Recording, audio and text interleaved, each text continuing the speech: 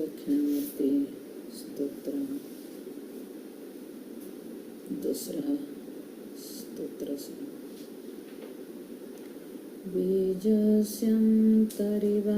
कुरु जगदिदं प्राङ्निर्विकल्पं पुनः मायाकल्पितदेशकालकलना वैचित्र्यचित्रीकृतं मायावीव विजृम्भयत्यपि मोहा योगी वय स्वेच्छया तस्मै श्रीगुरुमूर्तये नमः इदं श्रीदक्षिणामूर्तये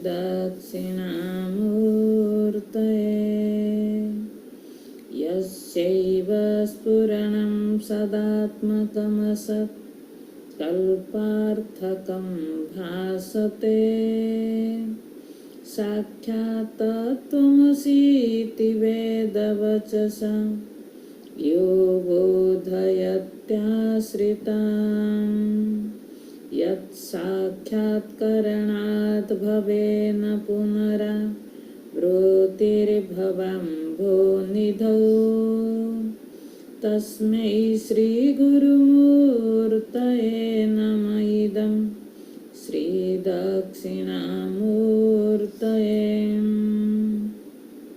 नानाच्छिद्रघटोदरस्थितमः दीपप्रभाभास्वरम् ज्ञानं यस्य तु चक्षुरादिकरण द्वारा वहि स्पन्द्यते जानामीति तमेव भान्तनुभते तत्समस्तं जगत् तस्मै श्रीगुरुमूर्तये नमः इदं श्रीदक्षिणामूर्तये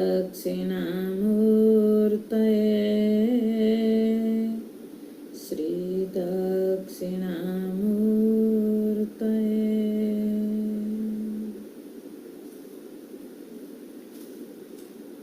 ये श्लोक के माध्यम से भगवान शंकराचार्य जी गुरु और तत्व की अभेदता का दर्शन कराया।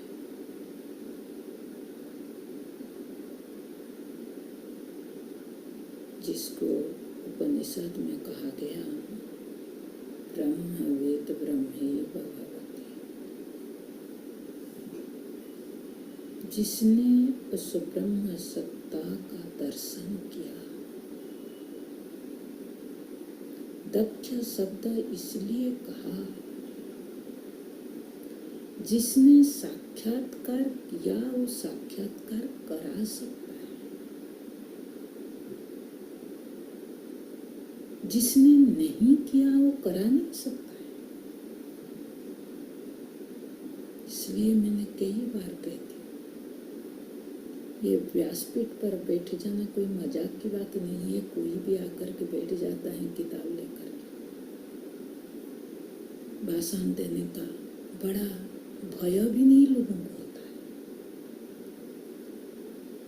मैं सच बोलूं, ये एक जिम्मेदारी है।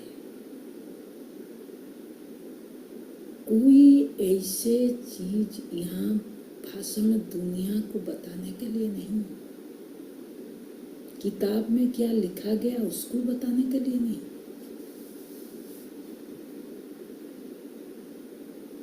अपने जो साक्षात्कार किया, जिस तरीका से किया, अपना विचार उपस्थापना करना है। दक्ष शब्द कोई छोटी चीज नहीं है।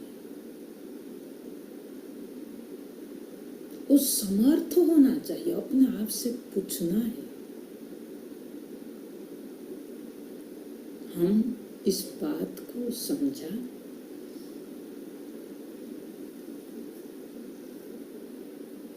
दक्ष है,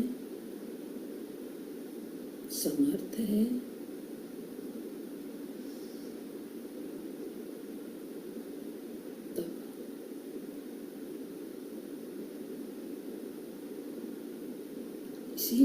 यहाँ जो बात कही है वो गुरु का दृष्टि कैसा है।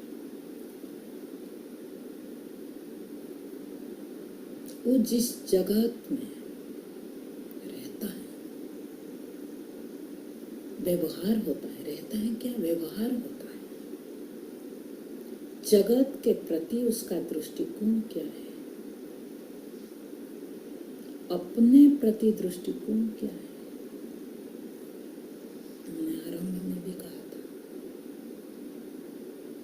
कि उसको जगत का भान होना चाहिए, ब्रह्म का ज्ञान होना चाहिए।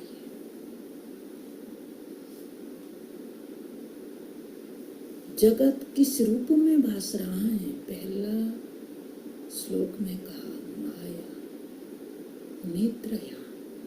निद्रया शब्द का अभिप्राय स्वप्नवत।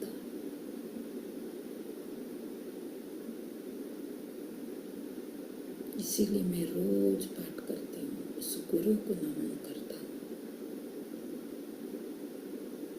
जिसने इतना समर्थ है, जिसने उस तत्व को अपने से अभिन्न रूप में, अद्वैत, अद्वितीयम क्या बोला, स्वात्मानम,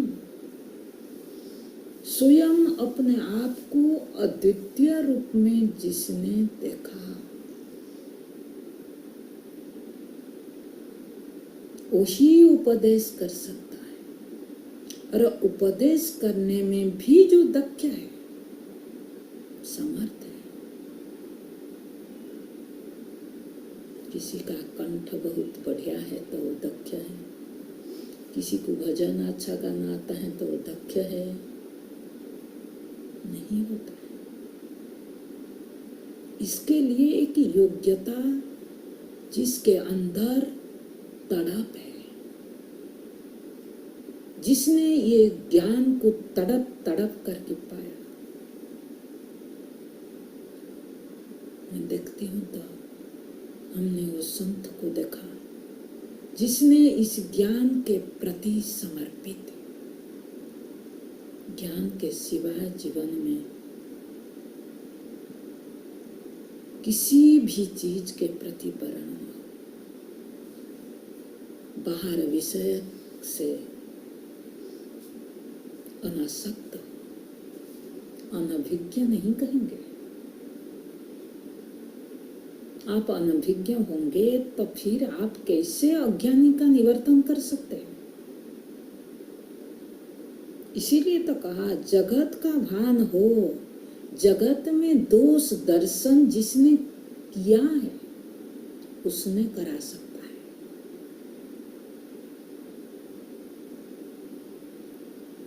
जगत मिथ्या है कहकर के छोड़ नहीं देगा। क्यों मिथ्या है उसको सिद्ध करके दिखाने में जो समर्थ है, जो तत्वनिष्ठ रह करके उस तत्व की उपदेश करे, जगत की मिथ्यात्व की सिद्ध करे, वो गुरु है। वो गुरु कैसे देखता है? जो अद्वैत दृष्टि है, कैसा है उसका वर्णन किया।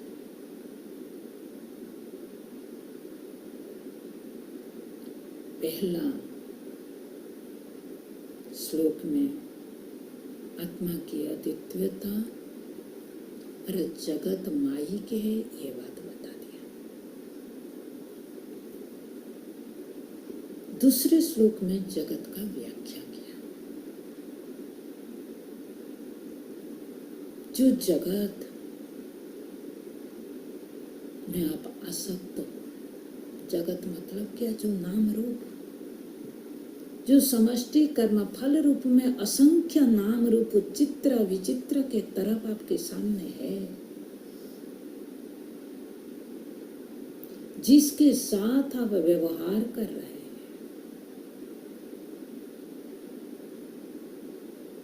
आप जानते हैं व्यवहार का उपादक कौन है? उपपादक मतलब क्या?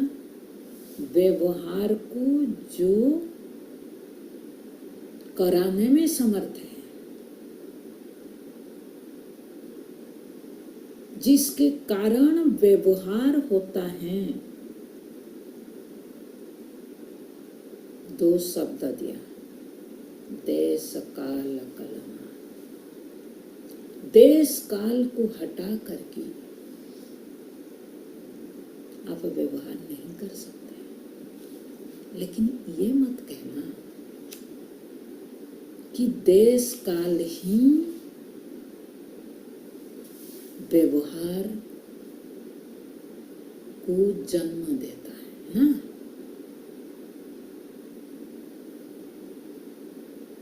देश काल जब व्यवहार होता है तब देश काल का क्या आभास होता है,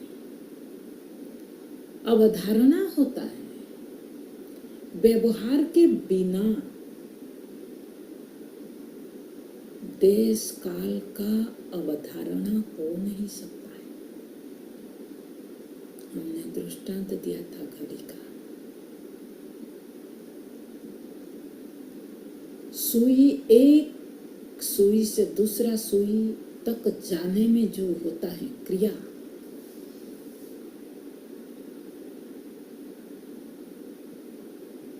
तब उसको आप काल का अनुमान करते हैं ना, अवधारणा बनता है। अगर वो सुई एक कांटा से दूसरा तक न जाए तो आप कैसे कहोगे काल का अवधारणा करोगे? हमने इसीलिए कहा था क्रम संबित, कोई वस्तु नहीं का। काल में हम लोग क्या कहते हैं, काल में सब होता है, काल में नहीं होता है। ध्यान देना ये बात। जब क्रिया होता है तब काल का अवधारणा बनती है। क्रिया न हो, काल का अवधारणा बन सकता है? इस पर विचार करना। बोले कि हमको तो ब्रह्म विचार करना है, काल का विचार क्यों करना है? लोग कई बार इस तरफ का उठपटांग वाला वेदांती कहते हैं।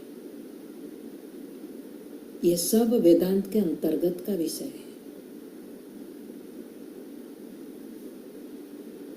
ब्रह्म देश काल रहित है, ये बात आप जानते हैं, तो देश काल को समझे बिना ब्रह्म देश काल रहित है कैसे कहोगे आप? मैं जब पूछूं आपको, क्या जवाब दोगे? जानते नहीं है तो।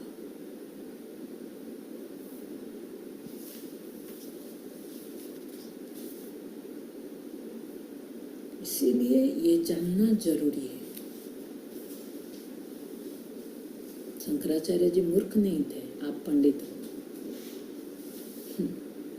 ये शंकराचार्य जी हमारा परम गुरु,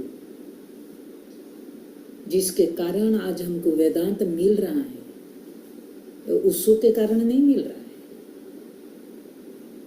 समझ रहे हैं ना? आजकल जो अपने जो उठपटांग किसी ना किसी को भी पकड़ लेते हैं। हमारा अद्वैत ज्ञान का मूल शंकराचार्य।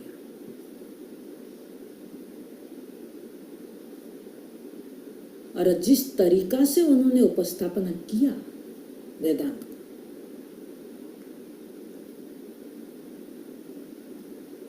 अद्वैत सिद्धांत को, वेदांत एक सिद्धांत है,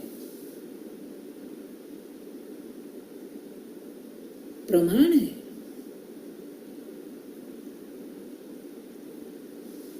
और जो मेरा जीव मात्र का विषय है,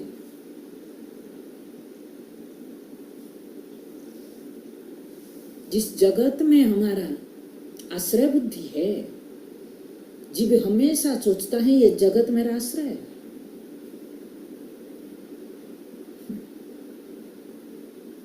जगत तुम्हारा आश्रय नहीं है। जगत के बारे में जानो।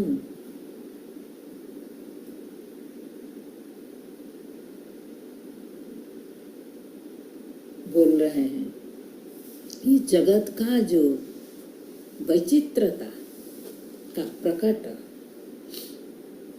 आत्मा वस्तु जगत रूप में जो प्रकट हो रहा है, चित्र विचित्र रूप में जो प्रकट हो रहा है, इसका आधार क्या है? बोले देश काल कलना, वैचित्री चित्रीकृतम। जिसको तुम जगत कह रहे हो, वो जो चित्र विचित्र जगत देश काल के आधार पर तुम कह रहे हो। और किसको कह रहे हो? जिसको कह रहे हो दक्षिणामूर्ति है, मतलब गुरु को तत्व से अभिन्न रूप में यहाँ प्रस्तुत किया गया। वो देख रहे हैं मैं ही जगत रूप में देश काल के कारण चित्र विचित्र रूप में प्रकटित हो रहा हूं। वही दक्ष है, समर्थ है, वही उपदेश करने का अधिकारी है, सब नहीं। रट रट की याद करके बोले मेरे को सुनने मिला, किसी ने कहा कि वो प्रैक्टिस कर रहा है। ये वेदांत कोई प्रैक्टिस का चीज है? किताब लेकर के वो उपदेश करने के लिए प्रैक्टिस कर रहे हैं। करो प्रैक्टिस मोबाइल पकड़ करके रट रट के, ना खुद का कल्याण होगा ना दूसरे का कल्याण करोगे।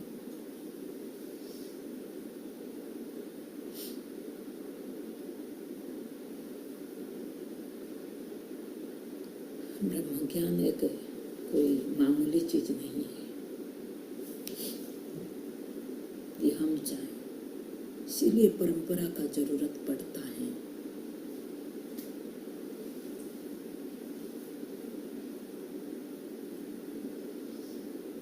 बोल रहे हैं इसी पर लेकर के ये जो जगत, ये जो सृष्टि जिसको हम कह रहे हैं,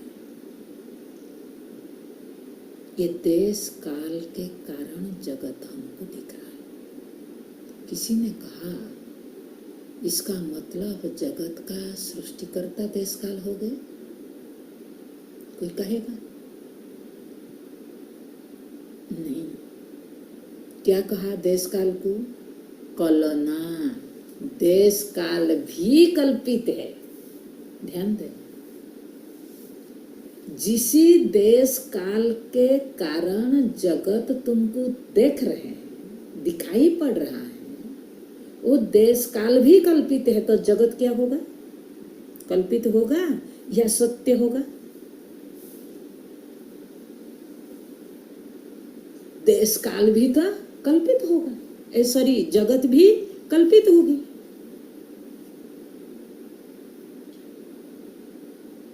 कल्पनाएं, अवधारणाएं।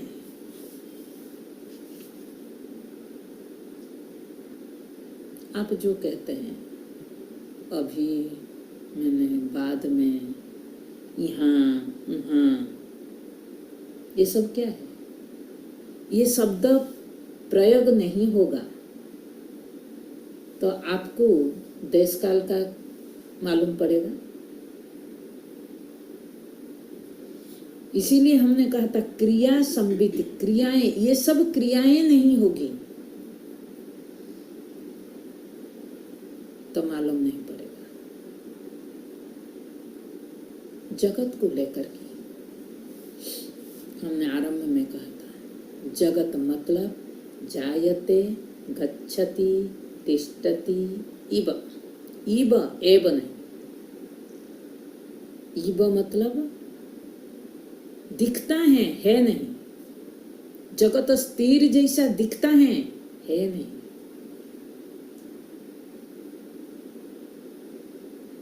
उत्पत्ति हुआ जैसे लगता है, उत्पत्ति हुई नहीं। जायते जन्म हुआ, आरंभ हुआ, क्योंकि प्राय सब लोग ने वेदांत को छोड़ देने से अलग प्रायतः दर्शन सबने जगत को सृष्टि हुआ बनी माना। किसी ने कहा जगत आरंभ हुई पंचभूत से, किसी ने कहा प्रकृति से, किसी ने कहा ईश्वर बनाया। ईश्वर कहाँ है? लोग कहेंगे वैकुंठ में। ईश्वर जगत में नहीं है, ईश्वर वैकुंठ में है। अच्छा मुझे बताओ, वैकुंठ भी जगत है ना? नहीं है, जिसको आप लोगों के भावना में वैकुंठ कहते हैं। वेदांत में तो वैकुंठ शब्द का अर्थ विगतः कुंठः यस्याम सा स वैकुंठः, जहां पर कुंठित कट गया। कुंठित मतलब अल्पता, कंजूसी, कुंठा भाव, मैं इतना हूं, ये कुंठा भाव, अल्पता का ज्ञान जहां निवृत्त हो गया उसको बोलते हैं वैकुंठ। लेकिन स्थान विशेष रूप में जो सब मानते हैं वैकुंठ, वो तो भी जगत है। फिर आपका ईश्वर जगत में हो गए तो ईश्वर का आधार भी तो जगत है ना।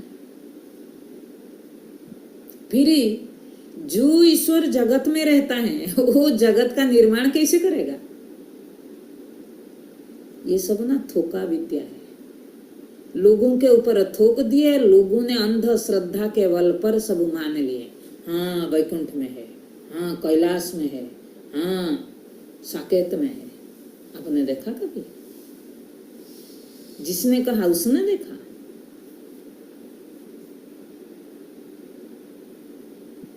किसी ने कहा जगत का आरंभ हुई, जगत का कभी आरंभ हुआ नहीं। हमने कहा था दूसरा चीज, जगत मतलब केवल व्यक्त दशा का नाम जगत नहीं है। जगत कभी व्यक्त कभी अव्यक्त दशा में प्रकट होता है। दृष्टांत हमने दिया था, जो मेरे अनुभव के क्षेत्र में आता है, सुसुप्ति, सुसुप्ति से जागृत।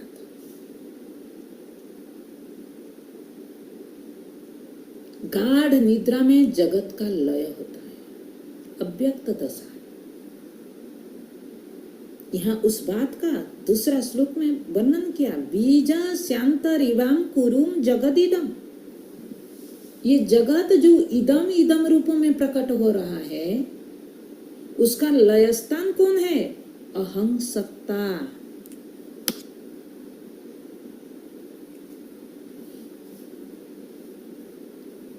गाढ़ निद्रावस्था में ये जो इदम रूपी जगत लय कहाँ होता है? अहं में। जगत का वहां बीज अवस्था, फिर जैसे जागृत होता है, इंद्रिया जगते हैं, तब अंकुरित हो जाता है। पेड़, विराट काय पेड़ रूप में प्रकट होता है, फिर लय होता है। कभी आपको नष्ट होने का जगत का अनुभव हुआ? किसी को हुआ? नहीं। अगर होता तो क्यों नहीं होता? हमने कहा था कि जो घटना घटती या कभी घटेगा वो जरूर आपके अंदर इच्छित होगी।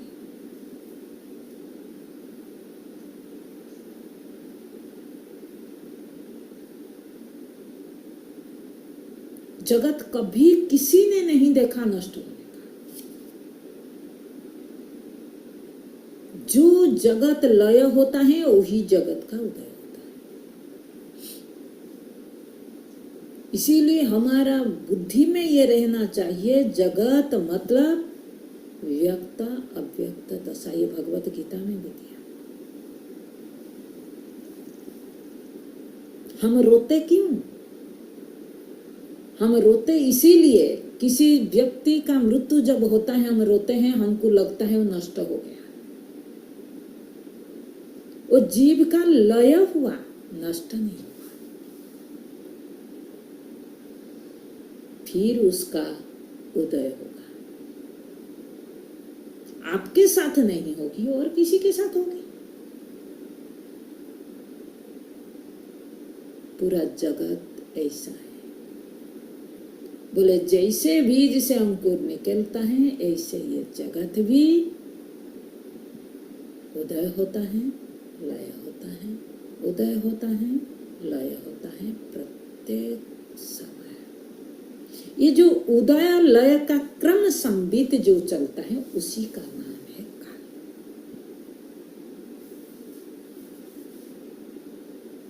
काल। काल में जगत उदय लय होता है ये नहीं, ये व्यक्त अव्यक्त का एक जो क्रम चलता है तब हमको काल का एहसास होता है। ये क्रम अगर नहीं होता काल का एहसास नहीं होगा। मैं एक दृष्टांत देती हूं। एक समय पर श्रोता और वक्ता बैठे, तब उपदेश चला तो हम क्या कहते हैं, इतना समय तक चला। अगर दोनों नहीं होंगे, एक होंगे, केवल श्रोता होगा या तो केवल वक्ता होगा, तो आपको काल का ज्ञान होगा नहीं। क्यों? एक क्रम जो है चलता है, क्रम चलेगा नहीं। उपदेश का जो क्रम जब नहीं चलेगा आप क्या कहोगे? समझ रहे हैं ना? मैं इसीलिए कह रहे हैं बहुत सूक्ष्म बुद्धि दक्षिणामूर्ति स्तोत्र को समझने के लिए। धर वेदांत का निचोड़ है दक्षिणामूर्ति स्तोत्र। आप गुरु गुरु कहते हैं तो गुरु का दृष्टि यहां बता रहे हैं, खुद स्वयं शंकराचार्य जी बता रहे हैं।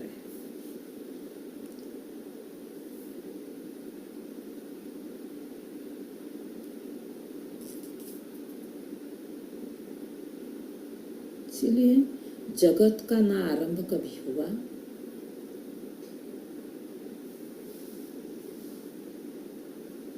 ना ये भी नहीं कह सकते हैं जगत कभी नहीं था। आप जगत है ये भी नहीं कह सकते हैं, नहीं कह सकते, और नहीं है ये भी नहीं कह सकते हैं। इसीलिए तो कहा माई के माया है, कल्पना है, कल्पित हो रहा है लेकिन वो वास्तविक नहीं है।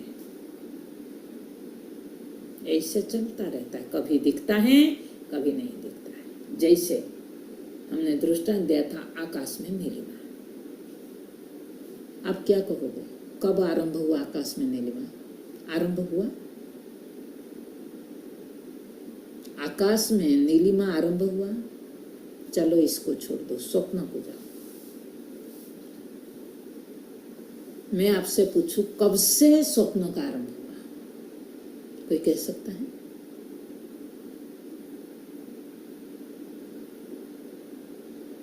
स्वप्न जगत का सृष्टि किसने किया?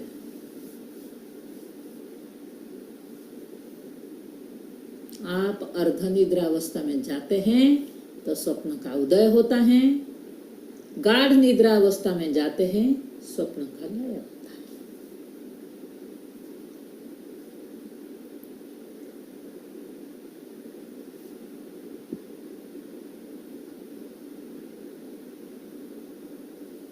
और जब लय अवस्था को चला जाता है तब काल का व्यवहार बंद होता है।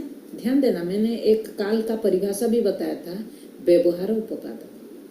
स्वप्न में जागृत में व्यवहार होता है, काल का अवधारणा बनती है, गाढ़ देश का अवधारणा बनती है।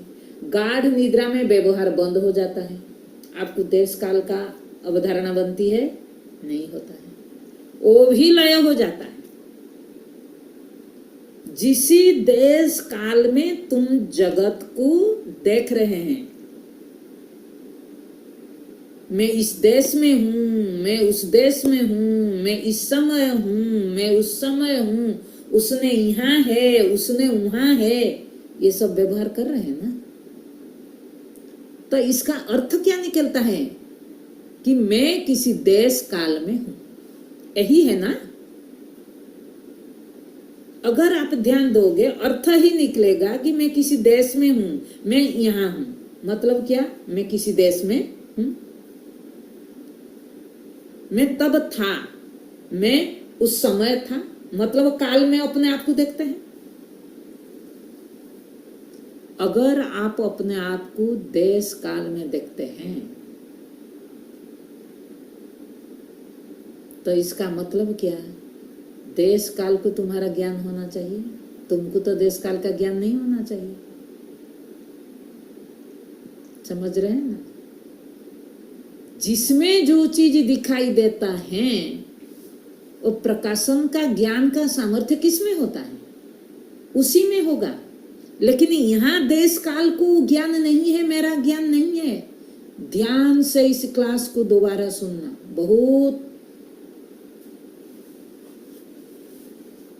और कठिन कर दे रहे ये नहीं बोलना, ये विषय ही ऐसा है।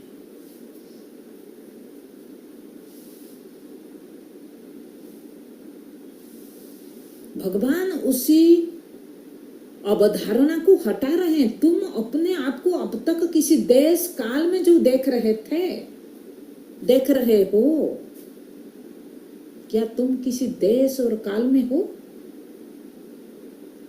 जब तक तुमने विचार नहीं किया तब तक ऐसे चल रहे हैं। ये सब कल्पना है।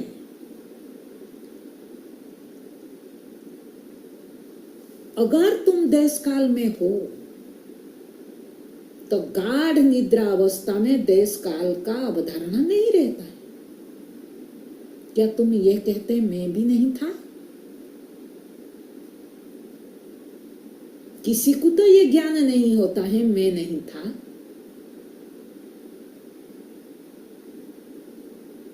मैं था।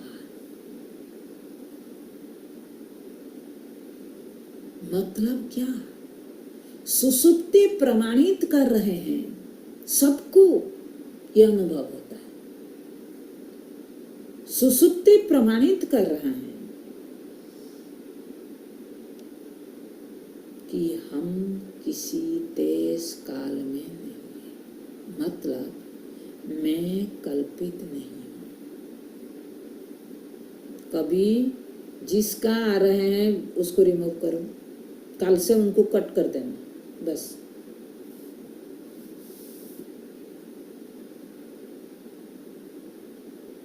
ऐसे टॉपिक चलेगा, इन लोगों का स्पीकर चालू हो जाएगा।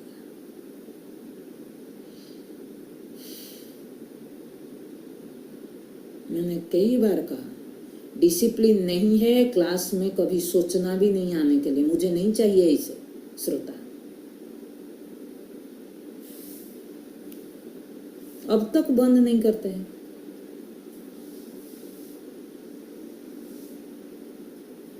तुम्हारा योग्यता ही नहीं है, तुम आते क्यों? स्थिरता नहीं है। जिसके अंदर ये विषय तुम्हारा दिमाग में जाएगा नहीं। मैं सच बोल रहा हूं, ये कोई किताब में पढ़ा नहीं रही। वेदांत को जिस तरीका से आप लोगों ने लिए है ना, इसीलिए ये मजाक का नहीं है। मैं नहीं दे सकती हूँ ऐसे।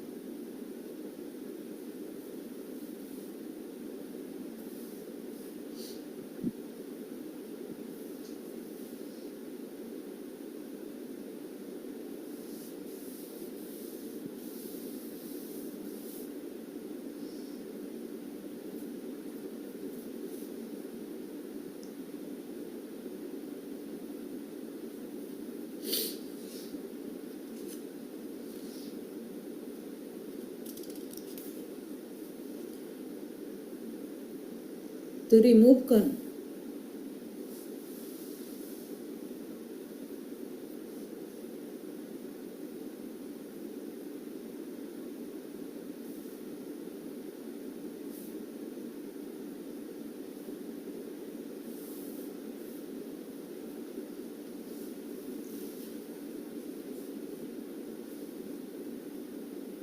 माया कल्पित देश काल कलना वैचित्र चित्रीकृत प्रांग निर्विकल्पम पुनः।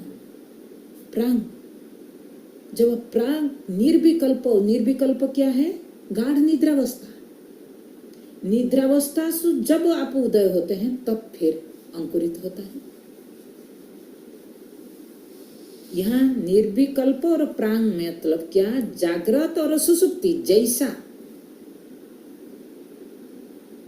वैसा बीज और अंकुर जैसा जागृत और सुसुप्ति में जगत हमको ऐसा दिखाई देता है।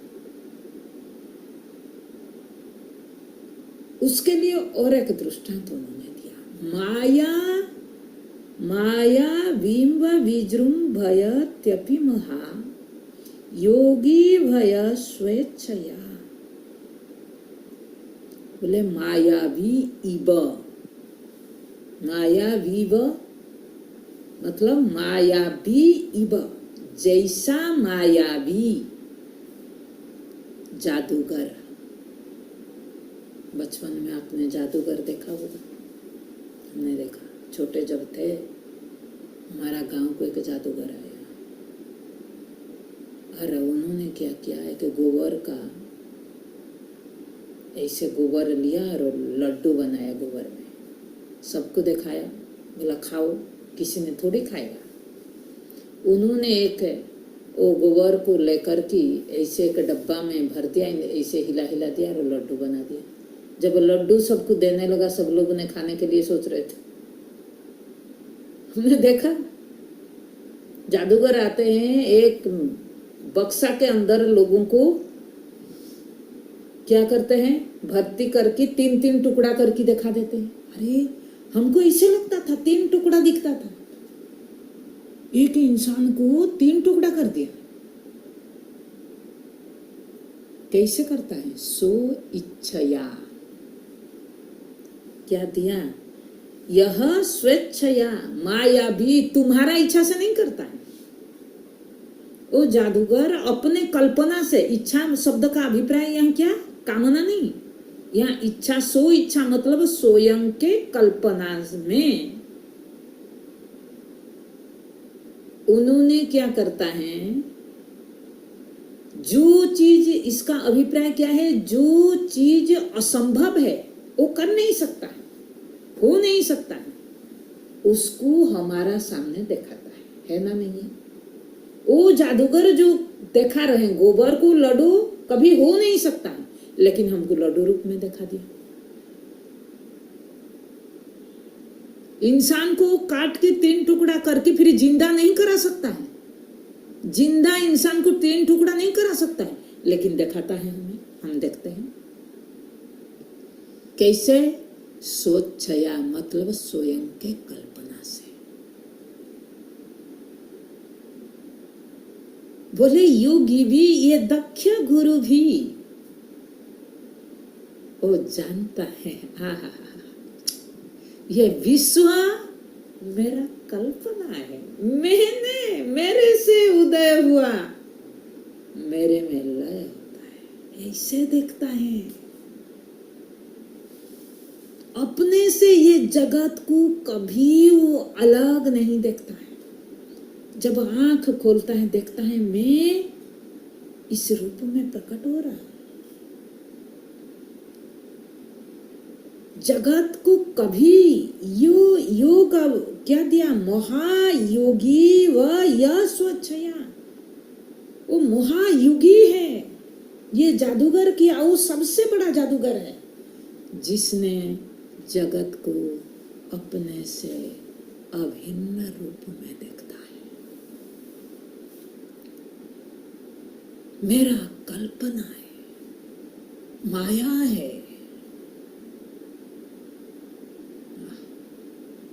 रोमांटिक खड़ा हो जा रहा है, ये अनुभव।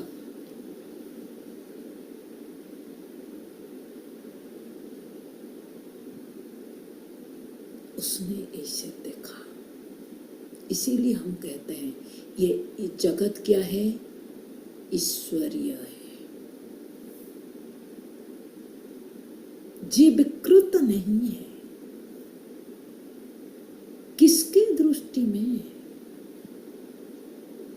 ईश्वरीय है, मतलब ईश्वर कौन है, मैं ईश्वर हूं, मेरे से भिन्न नहीं है, मेरे से अलग नहीं है।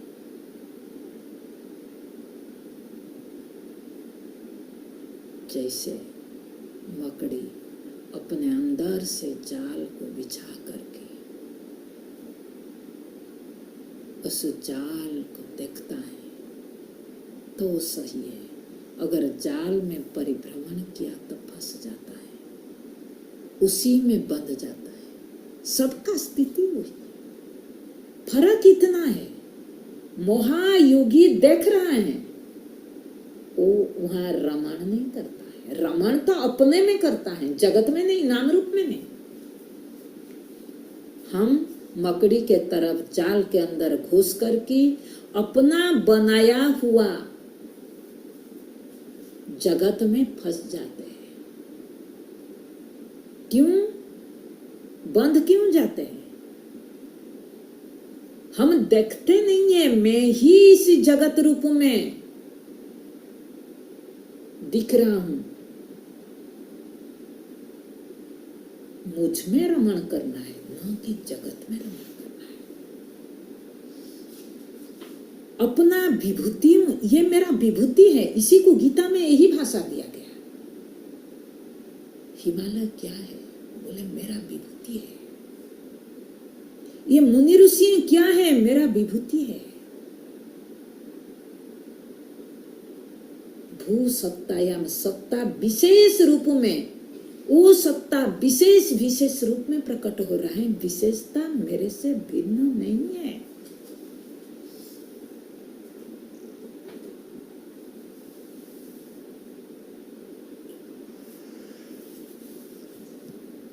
इसीलिए कहा माया बिंब विजृंभया, माया भी इब विजृंभया। जैसे माया भी अपने अंदर से ऐसे फुकार मार करके फूल निकाल देता है, ऐसे हाथ से आग निकाल देता है, जो कल्पना करता है वो निकालता है। जैसे माया भी अगर ये कर सकता है, जादूगर ये कर सकता है, तब योगी, योगी यहाँ कौन है? जिसने यत्न किया। योगी शब्द क्यों दिया? बिना, आप लोग जैसे नहीं, आप जैसे सोचते हैं खाना पका पका करके किचन में, मैं योगी बन जाऊं, ब्रह्मज्ञानी बन जाऊं, गुसिप कर कर की ब्रह्मज्ञानी बन जाओ, दूसरे का बुराई कर कर की ब्रह्मज्ञानी बन जाओ। भाई ब्रह्मज्ञानी ऐसे नहीं होते हैं।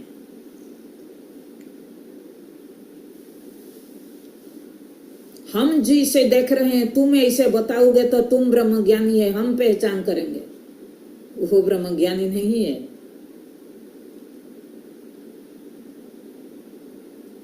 ब्रह्मज्ञान क्या प्रमाणित उपनिषद कर रहा है? उपनिषद को जिसने व्याख्या करने में समर्थ है, मुझे जो पसंद है वो व्याख्या करने में ना।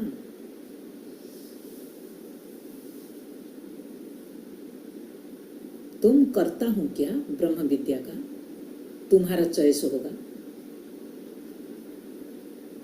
तुम कहोगे कि मुझे ये मेडिसिन पसंद नहीं है इसीलिए मैं नहीं खाऊंगा तो रोग ठीक हो जाएगा, मुझे जो पसंद है वो खाने से ठीक हो जाएगा? नहीं होगा।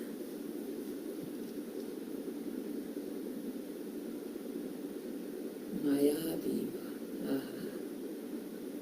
बोले महायुगी कौन? ये मेरे गुरु जो दक्ष है, इस ब्रह्म विद्या को जिसने जीवन में धारण किया, वो महायोगी है। वो अपने आप को उससे क्या, वो तो खुद ये देखता है, मैं तो ये विश्व बना सकता हूं, मैं तो विश्व रूप में प्रकट हो रहा हूं, चित्र विचित्र रूप में प्रकट हो रहा हूं। ये विचित्र जगत मुझसे अभिन्न है, भिन्न नहीं है, अलग नहीं है। इसीलिए तो वो असत होते हुए भी सत रूप में प्रतीति हो रहा है। आगे के श्लोक में ये बात बताया।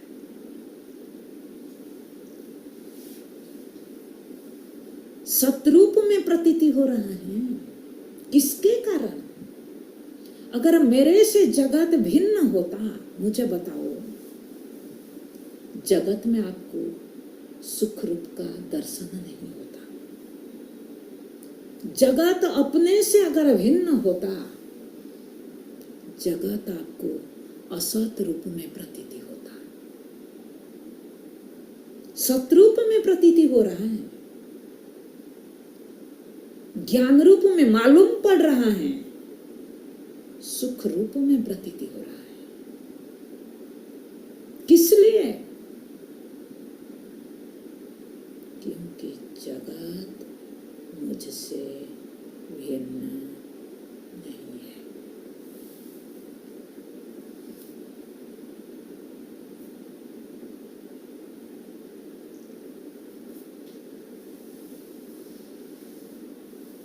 आज तक हमने जगत को अपने से भिन्न, अपने मतलब ब्रह्म से भिन्न, आत्मसत्ता से भिन्न माना। भिन्न शब्द का अभिप्राय अन्योन्य भाव, अन्य में अन्य का अभाव, इसको कहते हैं भिन्न। आप भिन्न भिन्न अलग अलग कहते रहते हैं, इसका अभिप्राय क्या है? कि जगत में आत्मसत्ता नहीं है, आत्मा में जगत नहीं है।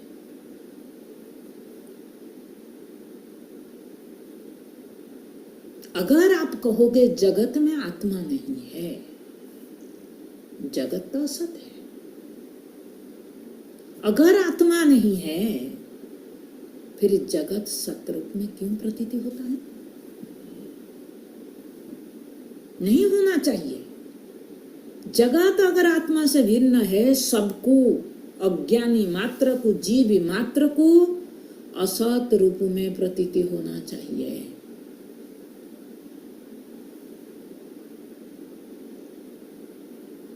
लेकिन जगत सबको सतरूप में प्रतीति होता है। जगत में सब सुख को ढूंढते हैं। प्रतीति तो होता है ना सुख का, तभी तो ढूंढते हैं। ज्ञान का प्रतीति तो होता है, तभी तो ढूंढते हैं।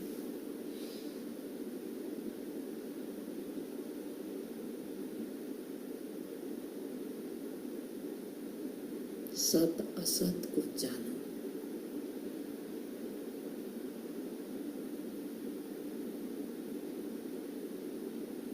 दो स्थिति है जगत का। जब तक ज्ञान नहीं हुआ, जब तक विचार चली है, तब तक हम कहेंगे जगत भास रहा है, दिख रहा है नहीं, ये सब चलेगा। जब आपको पूरी तरफ ये समझ आ जाए कि जगत मुझसे अभिन्न है, तब आपको लगेगा जगत ना पहले कभी था, ना कभी है, ना कभी होगा। इसीलिए आरंभ में मिथ्या कहते हैं, अंत में असत कहते हैं। आगे का श्लोक हम देखते हैं। निचली पंक्ति तो बार बार हमने कह चुके हैं। तस्मै श्री गुरुमूर्तये। तीनों लाइन क्लियर हो गए। मायावी इव विजृंभयत्यपि महायोगी भय स्वेच्छया। दृष्टांत और दृष्टांत दोनों। यहाँ जादूगर का दृष्टांत दे करके बताया, जैसे जादूगर अपने कल्पना से अपना सृजन करता है, वैसे आपके दृष्टि में लगता है, लेकिन ये जादूगर वो जानता है ये गोबर है, ये लड्डू नहीं है। जादूगर के दृष्टि में गोबर दिखता है, लड्डू नहीं दिखता है। तुम्हारा दृष्टि में क्या दिखता है? लड्डू। जादूगर क्या किया? अपना दृष्टि को छिपाया नहीं, तुम्हारा दृष्टि को छिपा दिया। वस्तु को उन्होंने प्रकृति में लड्डू नहीं बनाया, तुम्हारा दृष्टि के सामने एक पर्दा डाल दिया, जो तुमको वो वस्तु उल्टा दिखने लग गया, जो नहीं है वो दिखाई दिया। ठीक वैसे ही जैसे जादूगर तुम्हारा दृष्टि के साथ छेड़छाड़ करता है, वस्तु के साथ नहीं। वैसे ही ये महायोगी इस बात को जानता है, वास्तव में हमने जगत बना नहीं, ये दृष्टि दोष के कारण जगत रूप में प्रतीति हो रहा है। लोगों को जगत लग रहा है, दृष्टि दोष के कारण वास्तविक नहीं है। उसको लगता है, इसीलिए अभिन्न का अनुभव वो करता है, लेकिन सामने वाला नहीं कर पाता है। वैसे जब तक अज्ञान का पर्दा आपके दृष्टि के सामने है, तब तक आपको जगत अपने से भिन्न प्रतीति होगी। जिस दिन ये दृष्टि, ये पर्दा हट गया दृष्टि के सामने, उसी दिन से तुमको अभिन्न लगेगी। तब तुम भी महायोगी, ये जादूगर किया, तुम सबसे बड़ा जादूगर। तुम अपने आप को देखोगे, अरे ये कौन, मैंने ही है जगत रूप में, मैंने बनाया नहीं, कुछ बना नहीं, मैं ही है जगत रूप में दिख रहा। कौन सी पेड़ पौधा हर चीज मेरे से भिन्न है क्या, मेरे से अलग है क्या? मेरे से कुछ अलग नहीं है। इसीलिए मैं ही इस रूप में देख रहा हूँ। जिसी ने ये देखा, वैसे गुरु को बार बार सतत हम नमन करते हैं। तस्मै श्री गुरुमूर्तये नमः, श्री दक्षिणामूर्तये। जीवन में ऐसे दक्ष गुरु प्राप्त हो, ईश्वर कृपा हमको भी वैसे गुरु मिले जिसने इसको दर्शन कराने में समर्थ है, सबको मिले। उसको प्राप्त करो, उसको देखो। ये दृष्टि जिसको प्राप्त हो जाएगा, वही संसार से मुक्त होगी। ओम तत्सत। ओम पूर्णमद पूर्णमिदं पूर्णात्